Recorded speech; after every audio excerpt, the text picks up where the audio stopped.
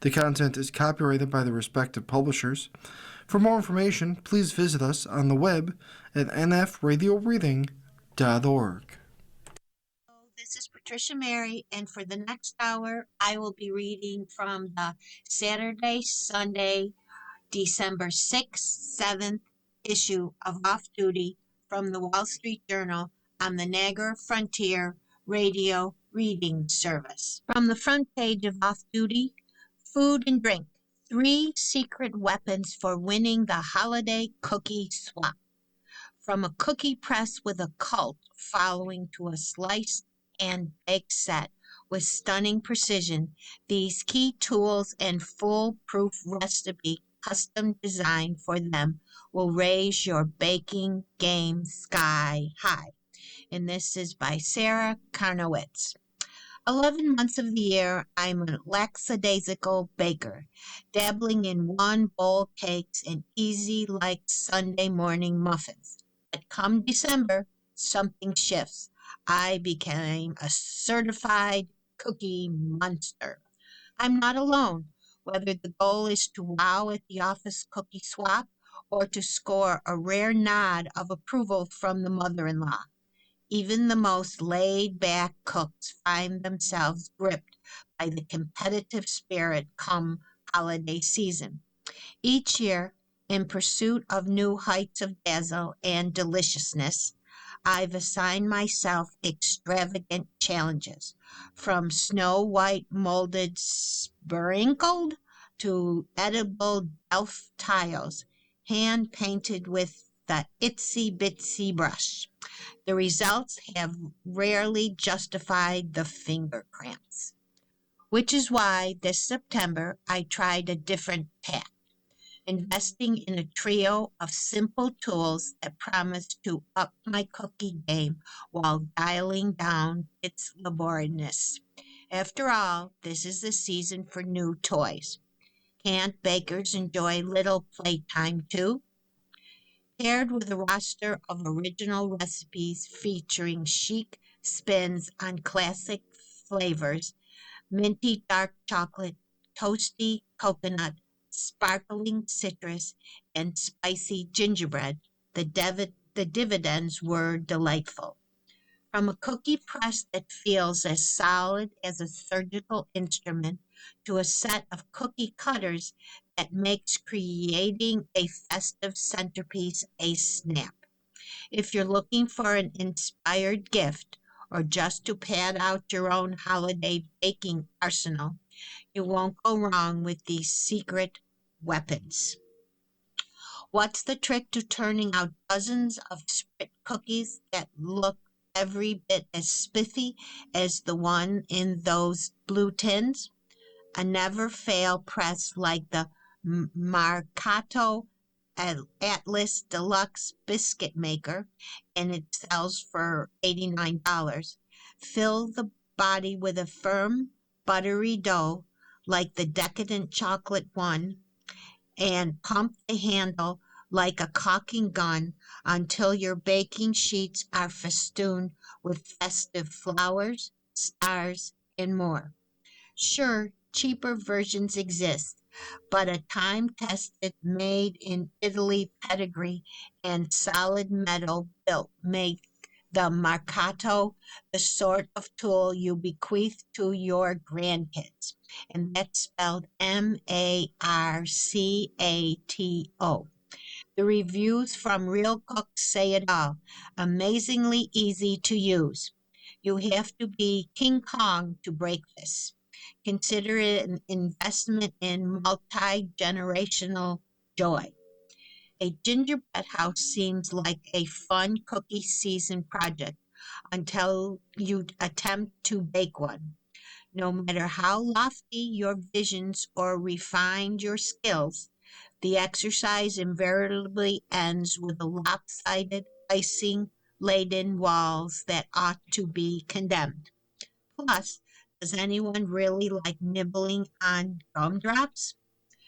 Williams-Sonoma's Snowflake Cansa Cake Cookie Cutters, which sells for $20, put an elegant alternative in easy reach.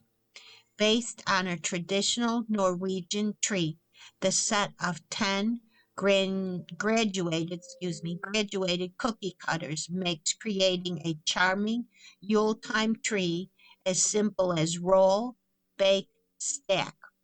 Forged from the spicy gingerbread dough in our recipe below, the resulting centerpiece, or a flurry of individual snowflakes, if you prefer, is edible and visually enticing. What they did was make uh, the the cookie cutters come in three sizes of snowflakes, and they put the bottom ones as the biggest, and then they stack all these gingerbread cookie snowflakes up to the top in each descending size. And those cookie cutters, for three of them, cost $20. Slice and bake cookies, whether rich shortbreads like the one you have or are goof proof.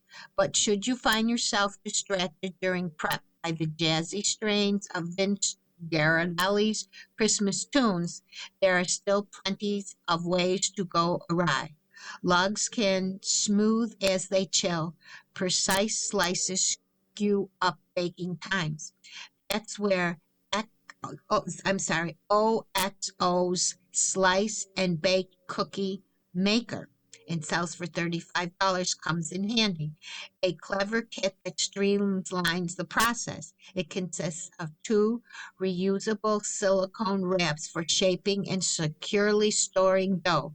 Built-in guides help you gauge precisely the diameter of your logs and make consistent slices, turning out treats that impress type A bakers every time. And it's a plastic wrapped that you put your dough in, and then you can slice individual pieces from it, and they are all uniformly the same size. And here is the deeply dark chocolate mint spritz. What a chic and grown-up holiday cookie this is. Potentially chocolatey with a rousing dash of espresso. It's designed for use in a cookie press, and we found no better press than the Mikado Atlas Deluxe Biscuit Maker. They call it a biscuit maker because in England, biscuits are cookies. And the total time is 1 hour, and it makes 5 dozen cookies.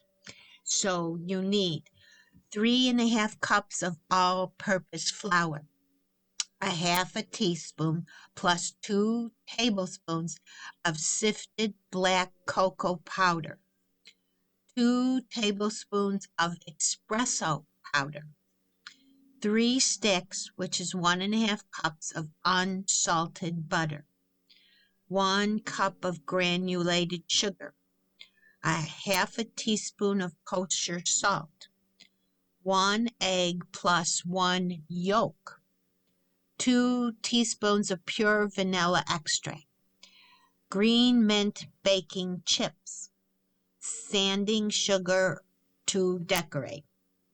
Here we go. Preheat oven to 325 degrees. Place 2 baking sheets in freezer to chill. In a large bowl, sift flour, cocoa, and espresso powder.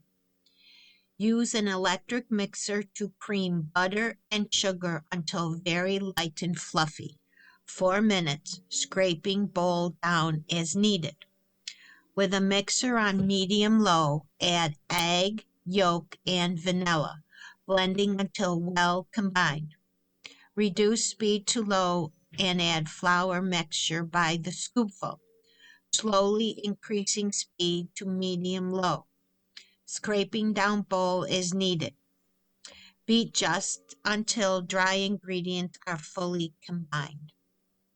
Scrape down bowl and gather dough into a large ball. Divide ball in quarters. Assemble cooking press according to manufacturer's instructions, using a round or daisy-shaped disc. Insert a quarter of the dough into the press. Hold press perpendicular to a chilled baking sheet. Press out cookies. spaced 1.5 inches apart. Press one mint chip into the center of each cookie. Refill, press, and continue until you fill 2 baking sheets. Bake cookies until tops no longer look moist, rotating pans halfway through. 12 to 14 minutes. Let rest 3 minutes, then transfer to a rack to cool. Repeat with remaining dough and different discs in press, such as a tree shape. Once cookies bake and cool, drizzle with melted mint baking chips and sprinkle with sanding sugar. From the fashion page, is your anti-aging routine making your skin look worse? It's not all in your head. Skincare enthusiasts lament lousy experience with holy grail ingredients like hyaluronic acid. The problem, they're using them incorrectly. Here, expert tips. And this is by Tatiana Bonencampe. Niacinamide is the devil, says one commentator on the popular Reddit thread 30 plus skincare. My skin hates hyaluronic acid, lamented another. Across the internet, people are venting about some of the beauty's worst, most popular and trusted skincare ingredients. To hear them tell it, these so-called skin savers are anything but. What's going on? It's possible, even likely, says dermatologist, that folks who encounter problems are using the products incorrectly.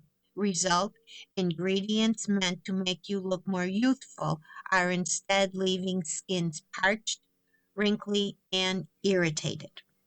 Often the problem stems not from a single product, but a patient's expensive and unnecessary 15-step protocol, says Dr. Sharif, a dermatologist in Rochester, New York. More is not more. If you think your anti-aging cream is making your skin look worse, not better, you might be right. Read on for how to properly use, apply, and layer your workhorse lotions and potions, and what not to do. I know hyaluronic acid is supposed to make my skin look plumpier, but I swear my wrinkles are more pronounced. What gives? The hyaluronic acid HA molecule called hemacant binds to water to give skin a plump look and camouflage fine lines. Like a moisture-seeking missile, it will pull water from the closest source. If you apply it to your face in a dry environment, the hyaluronic acid can make your skin look more wrinkled by sucking moisture out of your dermis and epidermis, says the doctor. Make sure your skin is damp before applying HA, especially if you live in a dry climate.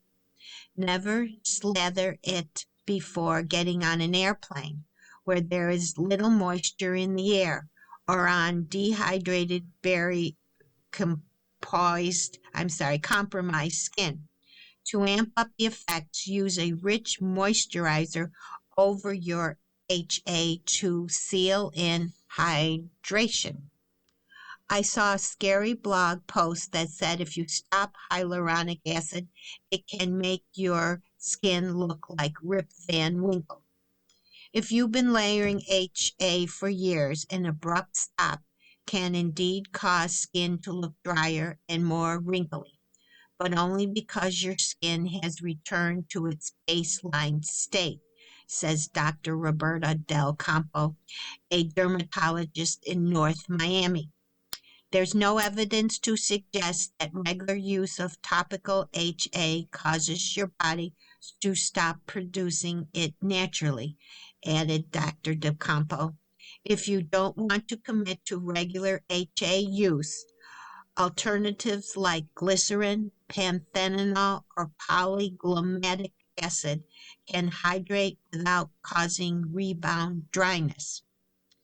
So many products contain niacinamide these days. Is it possible to go overboard?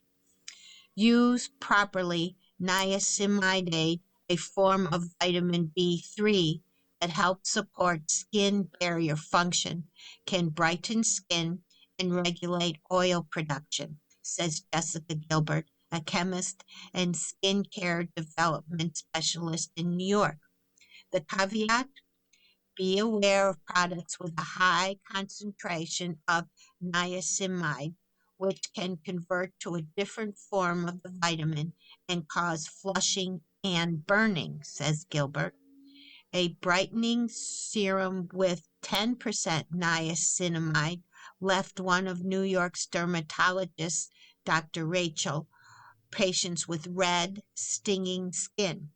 Once the patient transitioned to a 2% formulation, her skin returned to normal. Niacinamide is well tolerated at lower strengths, but can be sensitized above 5%, especially when combined with acids or retinoids. What are some mistakes when it comes to layering these everyday products? The biggest mistake is layering too many active ingredients at once, says Gilbert. For example, vitamin C paired with exfoliating acids can potentially lead to redness or sensitivity. Trendy multi-step regimens do more harm than good for your skin barrier. Introduce one active ingredient at a time and stick to a simple routine. Consistency, not complexity, delivers real results. I'm not sure that I'm using vitamin C correctly. What should I look for, and can it be harmful? Vitamin C is a hero and antioxidant. It can protect against UV damage and boost collagen production. The risks: some form of vitamin C, such as L-ascorbic acid, are highly unstable and can oxidize when exposed to air and light. And oxidized vitamin C can actually worsen hyperpigmentation. Look for products packaged in dark bottles or airless pumps, or choose an alternative form like vitamin C esters, which sensitive skin can tolerate better. I have sensitive skin and prefer using all natural products. Are they safer?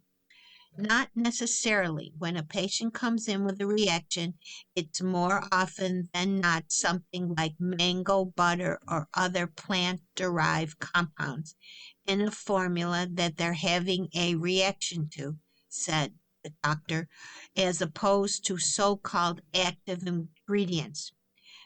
The compo points to trendy essential oils, especially citrus, cinnamon, and clove, as troublemakers that can strip and disrupt the skin barrier. Her advice: patch test essential oils on your inner wrist before applying to your face. Avoid using them near the eyes and the mouth, where skin tends to be more sensitive, and always dilute them with a carrier oil like jojoba butter. You're listening to the reading of articles and features from Off Duty from the Wall Street Journal on the Niagara Frontier Radio Reading Service. From the design page: my friend has a legendary guest room. Here are his secrets. Company coming? These tips from an exemplary host takes the guesswork out of creating a haven for your guests. Feel free to skip the terrifying taxidermed cat. This is by Dale Harabi. The worst house guest experience? Sleeping on a pull-out couch with a weird smell in a room that's also an office where it's painfully clear you're not supposed to be. So says my friend James Hitchcock, who almost freakishly devoted to offering his own visitors a memorably superior stay.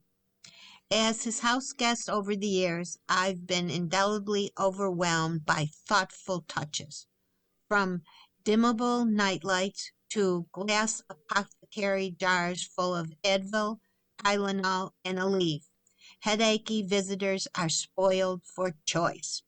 James, who's the director and CCO at enterprising mapping software company Esri, continues the tradition in his latest home in Claremont, California. It's all about anticipating his guests' needs as quickly as possible. Forget your phone charger. His guest room houses a full variety of loners. Bored in bed, diverted reading ranging from vintage magazines to Jim and Tammy Faye Baker's bizarre weight loss guide. I want guests to feel special and at ease, not to mention impressed, he said, but he's looking out for himself too. I try to troubleshoot any issues in advance so I don't have to hear complaints the next morning. What inspired his commitment? When he was a kid, he says his family's guest rooms host teenage members of the 1970s singing group Up With People. These layabouts left their drinks everywhere, ruining his parents' wooden furniture. That's why I put out coasters now, he says. I don't want to go through life with the same grudge against my friends. Not all of James' hosting strategies are conveniently thoughtful. Once naked, I opened the curtain on his guest room's bathroom shower, only to reveal a scary, pain-racked cat, its back arched, mewing in misery. Oh, yes, said James, that was Lady, my taxidermy cat with a broken voice box. Funny, right? As he put it unapologetically, the host personality should also come across. And I love humor. But he added with a gracious nod to the risk of heart attacks or a seized up back. Any guest I scare has to be under 40. See below for 8 of his more reasonable strategies you want to replicate for your guests. Here's a beautiful bathrobe. The coverage chef. Guest robes must be long, said James, when you're walking around a host's house. Short is humiliating and too exposing. Nobody wants to see your thighs. This is a very nice, long, striped bathrobe. The next one is hidden comfort. Tissues are crucial for blowing, dabbing, and weeping. A leather cover feels more grown up and more premium. Essential, a bottom closure so the box doesn't fall out when your guests move it. And it's one of those boutique covered Kleenex boxes, and it's in brown leather. The Way We Were, WHIR. Skip boggling digital noise machines with 50 plus whale sounds. James's go-to house is a tiny mechanical fan, not a speaker. It's really beautiful, very simple. It never rattles things or gets off track. And it's a round thing, I guess you call it, a round that sits on your shelf, and it is called the snooze white noise machine, and all it is an on and off button, and you can also make it louder. The smudge absorber, and it is a thick towel and it says makeup on it. Visitors hate ruining white towels with cosmetics. This navy washcloth spells out makeup, so there's no guesswork. And I guess it looked black to me, but I guess it's navy, and you can wipe off your makeup and it won't stain his white towels. Stain reducers. Guests can be spillers. These Estee coasters were made by someone's hand, not a machine. There's love in there. And these are cloth coasters with fringes on the side. The non-ugly plug. Visitors need bedside outlets. Before James proudly put this heavy retro design power strip on display, he struggled to hide the ugly hardware store once. This one is a little orange rectangle with 3 different plugs in it, and one of them also is a USB port, and it has a cloth cord that plugs into the wall. And then you have your luggage rack and anxiety antidote. However well appointed the room, being a guest can be stressful. Solution: a mobile restaurant of those by mid century sculptor Alexander Calder. The fluidity, the motion, and it's like a little dance that calms those inner voices and lets you recenter. And it's a mobile with colored oblong shapes of different sizes, and that is to calm your inner voices. From off duty travel for world class skiing without crowds, skip San Moritz and head to Sun Valley. The Swiss Alps are lovely this time of year and teeming with tourists. This closer to home alternative offers some of San Moritz's shine, but with thinner and more to down earth crowds. And this is by Amy Tara Couch. Ask a fur-clad aristocrat to point you in the direction of alpine glamour, and you might well end up in St. Moritz. The ritzy Swiss ski famous resort for swanky hotels and celebrity-fueled scenes. The reputation comes with sky-high prices. Think $2,700 a night at the palatial Barutz Palace, and surprising for a place that markets itself as exclusive, very major crowds. Here's a domestic alternative, Sun Valley. This independently owned Idaho resort gets around 200 inches of snowfall every year and remains mostly crowd-free thanks to its remote location. Like San Moritz, the Sun Valley Resort area includes the bustling town, but Ketchum, Idaho feels more Old West cool than see and be seen glitz. While the resort attracts its share of one percenters, you'll see them lugging their gear to the lifts like the rest of us. No white glove concierge services here. Here are a few reasons to ignore St. Moritz, even if you could afford it, and head to Sun Valley instead this winter. Serious snow, stupendous views. Yes, St. Moritz hosts tremendous like the San Jose Run, but there's a reason 56 former and current Olympians hail from Sun Valley. Bald mountains, consistent fall-line terrain means no flats or plateaus, just mega downhill. For those whose knees go weak at the sight of black diamonds, plenty of intermediate areas feature gentler groomed trails. High-speed lifts zip across the mountains 3,400 vertical feet, enabling skiers to access a variety of terrain in one day, all against the backdrop of the Pioneer, Boulder, and Sawtooth mountain ranges. A Hemingway haunt and destination dives. Unless you're willing to settle for pizza or crepes, expect to pay upward of $100 a head for dinner in San Moritz. Sun Valley, meanwhile, combines high-end offerings with casual but tasty spots. For about $20, you can enjoy a baked Idaho potato heaped with teriyaki beef at the taxidermy-adorned Pioneer Saloon, or green curry chicken and Taiwanese-styled eggplant at Rickshaw. If you want dinner with a literary patina, grab the French onion soup at Michel's Christiania, a favorite of longtime resident Ernest Hemingway. For fine dining, head to Vintage, where modern seasonal fare is served in a cozy cabin, or to the Ram, which has delivered comforting classics like pork tenderloin schnitzel since 1937. Dive bars are an essential part of the local culture too. At Lefties or Grumpy's, swap powder conquest with a post-pissed beer. first class and second hand shopping.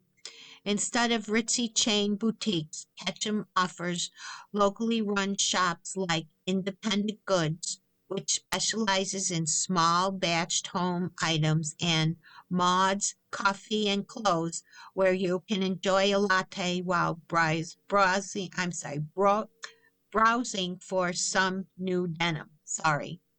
If you're after fancier threads, Ketchum's resale shops feature many of the same designer brands represented on San Moritz's cobblestone streets for a fraction of the retail price. Consign design traffics in luxury labels like Brunello, Prada, Gucci, and Hermes, along with top draw ski wear, while Caplet Consign brims with A.G. Theory, Veronica Beard, and Ulla Johnson, and aptly named the Gold Mine, a secondhand consignment store that funds the community library, might turn up a YSL coat or a Montclair sweater for peanuts. A hotel with history. Think of Sun Valley Lodge as Idaho's Barut's Palace.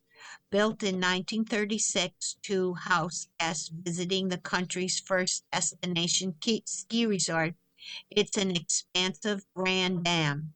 Like its Swiss counterpart, it has hosted luminaries including Clark Gable, Lucille Ball, and Frank Sinatra. Hemingway wrote most of For Whom the Bell Tolls on the site.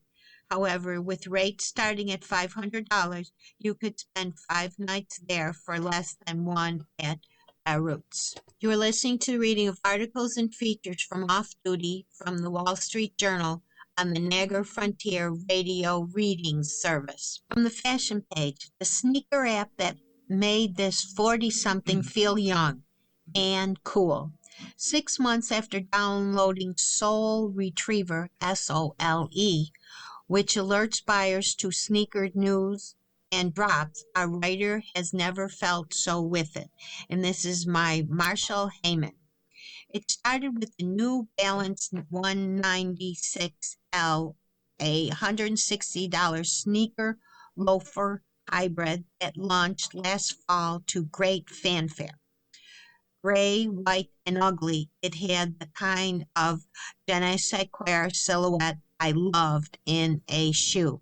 Problem is, I couldn't find a pair in my size. New Balance announced a restock. I set an alarm for 5 minutes before the drop. On the big day, I logged on to the newbalance.com. I put the shoes in my cart. I clicked to check out. The shoes were gone. While I enjoyed the hunt for hard-to-get products to an extent, I was so annoyed I almost sent a "That's not fair" email to New Balance. But I wasn't going down without a fight. As bots, resellers, and manufacturer scarcity have proliferated, I had to learn new tricks. To catch a few new labasses this spring, I turned to platforms like TikTok Live and whatnot.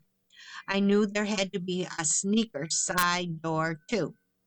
After much Googling, I came across Soul Retriever, a site and app for sneaker news. For $15 a month, the Pro Plan version of the app sends constant phone notifications, sometimes overwhelming several per minute, alerting you to new drops and restocks. A single click takes you to the available retailer, be it Kith or Adidas. There are also less robust free and $7 versions. The app lets users better navigate the modern sneaker market, a minefield of limited edition drops and hard to understand raffles, and helps you buy kicks at retail rather than boasted resale prices. As Zach Guerrera, a longtime sneaker collector in Pittsburgh who co-founded Soul Retriever in 2017, put it, sneaker shopping today is a pain in the ass. Guerrera says Soul Retriever has thousands of paying users, mostly men. I paid my $15 for the service, and within a day, it alerted me that Extra Butter, a New York boutique I had never heard of, had the sneakers that I wanted in my size. Cha-ching! There were the getaway drug. I've been interested in fancy sneakers since I was a teenager, but now in my 40s, I'm more clued in than ever. Ever since downloading the sneaker tracking app in May, I've started regularly using words like collab or colorway. I've snagged hard to get $75 foam Nike Reacts, $100 Converse joggers as reinvention by rapper and designer Tyler, the creator, and $185 Hoka loafers that were somehow even uglier than the New Balances. I stopped counting, but I've bought over 20 pairs of shoes and returned several. A word of warning, limited edition sneakers are often not returnable, which can be a problem when you can't try the shoes on first. I've received an education on streetwear, music, and sports. I had no idea who the basketball player Shania Galois Alexander was until I bought his Converse 001s in Hale Clay. Same with the rapper Me, whose new green New Balance Absorb 2000s caught my eye. I learned about Celine Belime, a agent-setting shoe designer who previously made kicks for Yeezy, and JJ Down, a minimalist design studio from Canada that drops weekly mini collections online. I have more sneakers than I can possibly wear, but I can't deny it's all made me feel informed, young, and well, cool. Welcome to the addiction. You have the bug, said my friend Ian, a Los Angeles based writer and director who made a documentary short in the 90s about sneakerheads. I confide to Ian that I was a tad worried about the new shopping habit. He made me feel better when he said I was exercising relative constraint. Some people buy two pairs of the same shoe, one to rock and one to stock, meaning to keep for prosperity. There are levels to this hobby, says Soul Retriever Guerrera. His office and storage closet near his home are both stacked high with his shoes, He admitted, people will say to me, "This is nuts. You only have 2 feet." I still have a few white whales to track down, including a $179 3D printed purple Zellerfield Nike Air Max 1000 slip-on sneakers. Woody Wood, the Australian-based editor-in-chief of Sneaker Freaker magazine, said he's converting the Zig files too. While they made me feel validated, I asked Wood if I should be concerned about my quick progression to the Sneaker Freaker level. Anyone who says everything in moderation will never understand the mania and FOMO of sneaker addiction, Wood said. It's ridiculous to care this much, but that's all part of it. From the Off Duty travel page, the best vacation souvenirs, ingredients for a dinner party. Instead of cheesy refrigerator magnets, bring home ingredients sourced from grocery stores you visited and throw a dinner party that evokes your destination. What a great idea. Melinda Fulmer. After years of misfires in my efforts to bring gifts home from my travels, plastic keychains that disappear into junk drawers, t-shirts worn only once, I've accepted a simple truth. Food is the only shareable souvenir that consistently delights, especially when incorporated into a relaxed dinner with people you love. These days, after a trip, I invite a few folks over to my home and prepare a meal inspired by my latest destination, using sauces, spices, and condiments I've picked up on my trip. After dinner, I pass out little memento goodies such as honey, tea, candy, or jams as party favors. Think of the souvenir dinner party as a direct descendant of the post vacation slideshow party. The difference? Your guests won't have to feign enthusiasm after 30th photo of you holding up the Leaning Tower of Pisa. Here's how to pull it off. While you're away, pinpoint at least one delicacy that will transport your guests to your vacation destination, preferably accompanied by a traditional tipple. Source the custom complaint ingredients before your return flight. Then bring them out during a dinner back home as conversational starters. Some of my most successful table spreads have included cloudberry jam from Norway, hot sauce from Belize, Japanese matcha, paprika chips from Spain, Portuguese sardines, and dukkha, an Egyptian spice mix. By serving treats from my travels, I'm tapping into the same instincts that made food tourism so popular in recent years. In Expedia's Unpacked 25 report, which investigates travel trends, 39% of the 25,000 surveyed travelers said they visited supermarkets on vacation, and 44% said they expressively sought out food that they can't find at home. Videos of travelers showing off grocery aisles in China and Chile rack up hundreds of thousands of views on TikTok. When I told my friend writer Lainey Marie Lambeau about my propensity to stuff my suitcases with jars and tins, I learned she does the same. Her travel bounty this year: 2 dozen traditional flour tortillas made with lard from Albuquerque, New Mexico, 9 packages of bronze cut pasta from a pasta maker in Palo Robles, California, a crinkly bag of unusual white polenta from Switzerland near the Italian border. They only sell it in Tricino, she said, before revealing her plans to make the sweet, nutty dish for her partner who couldn't join her on the trip. Los Angeles-based Corey Jones runs the company Simple Life Things, which prepares giant charcuterie and cheese boards for events. When she travels, she hunts for inspiration and loves finding new condiments to share at post-trip dinner parties. Her chutney glazed chicken was an easy win at her house after a trip to the UK, as were the jars of tomato confit she brought back, which she now sells on her website. A proper haul takes some pre-planning.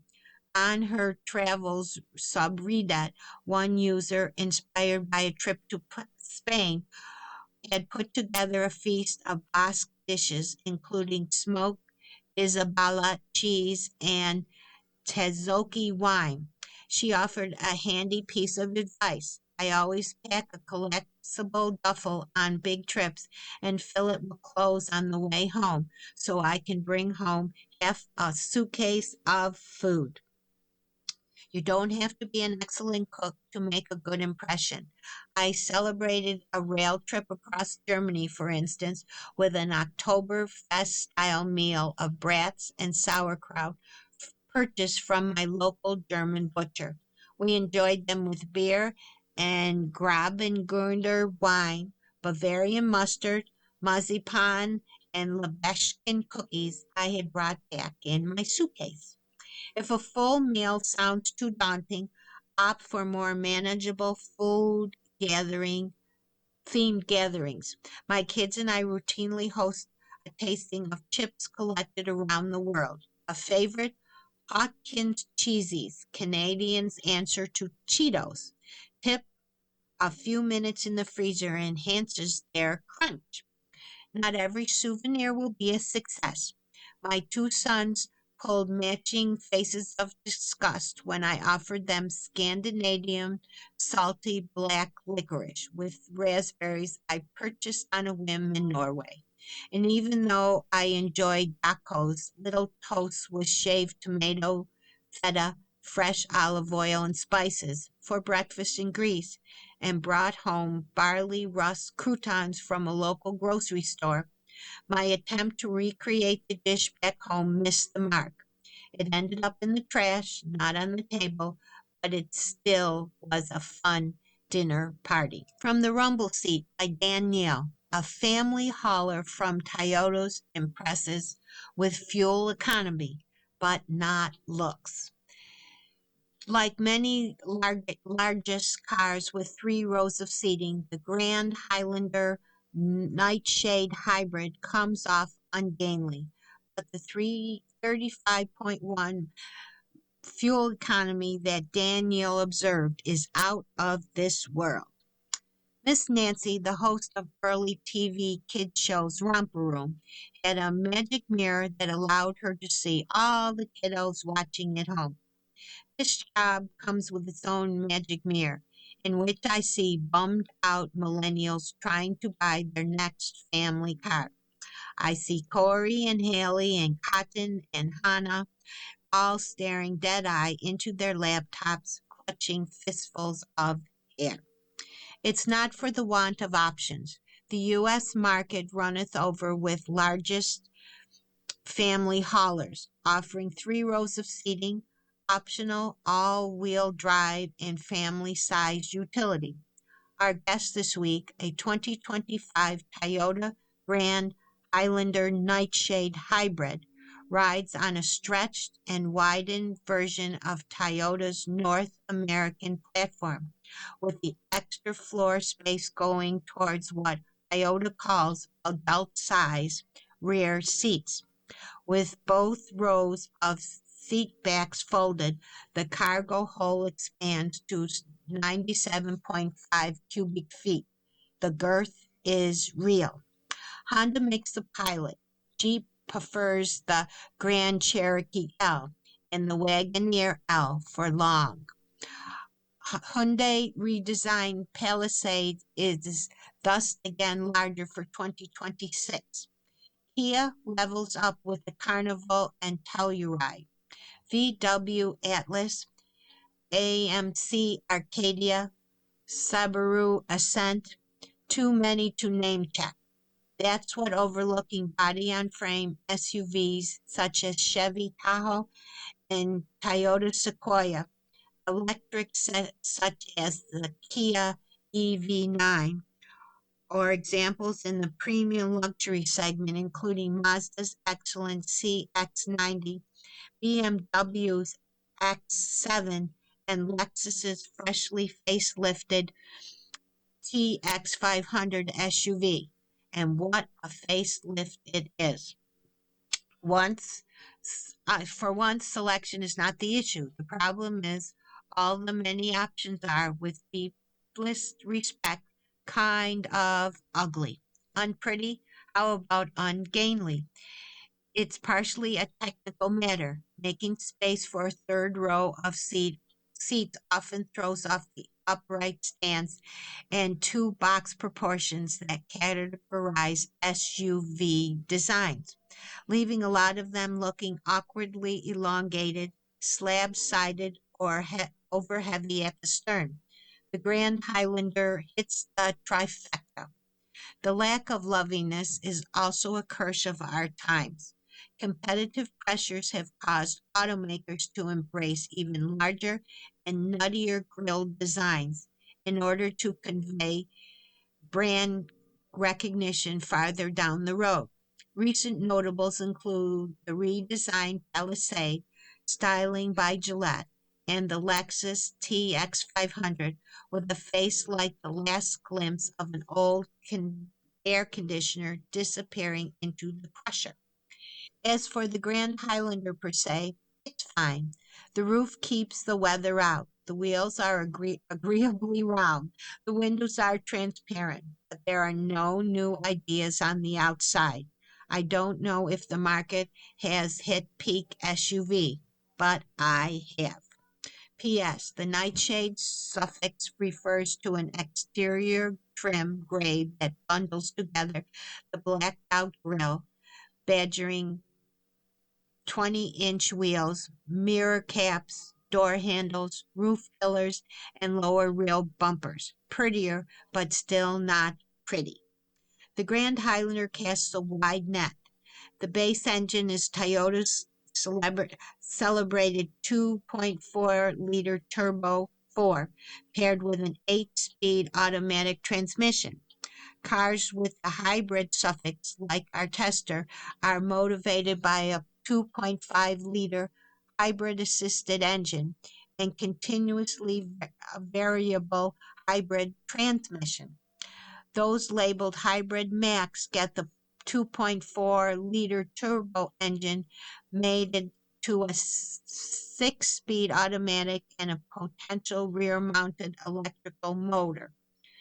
All-wheel drive is optional or standard on all models. In non-hybrid models, the all-wheel drive system consists of electromagnetic coupling ahead of the rear differential, engaging and disengaging the rear wheels.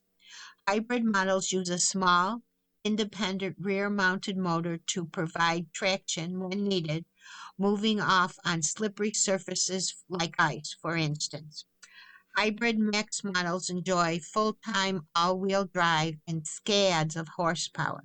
Pricing: our test vehicle was a 2025 model, but only prices have changed for 2026. The bidding starts at $41,360 for the entry-level LE with front-wheel drive. All-wheel drive adds $1,600 to any model. Upgrading to the 2.5 hybrid adds $1,750 to the price of the all-wheel drive. The performance-oriented hybrid Max powertrain lays on another $2,900 with a name like AKC registered champion. The top dog is the Grand Highlander Hybrid Max Platinum all-wheel drive, and it sells for $59,275. Woof! As you might expect, the Grand Highlander's cabin aims to please. Amper center stage is occupied by the 12.3-inch touchscreen connected to 11-speaker JBL audio system. Apple CarPlay and Android Auto both connect wirelessly.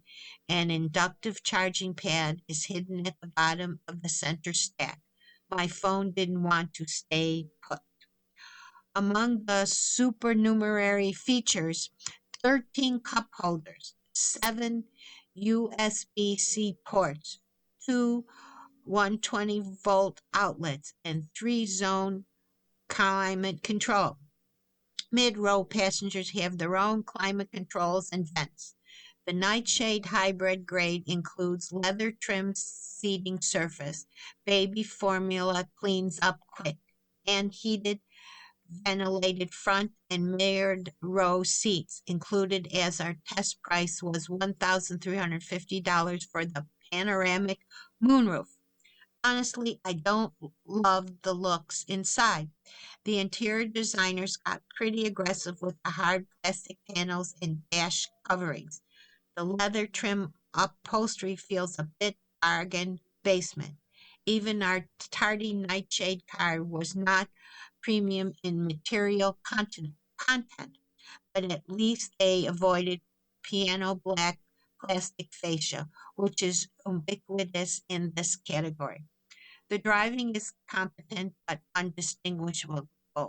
Against a curb weight of 4,620 pounds, the hybrid system occasionally feels overmatched.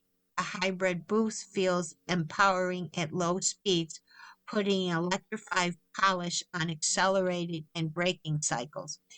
It can brake 0 to 60 in 7.8 seconds. As traffic speeds up, the CVT-equipped hybrid requires more time to wind up and overtake, if it does at all. At high throttle demands, the moaning and groaning can be invasive. If you or anyone in your party is allergic to road, wind, or tire noise, please tell your server.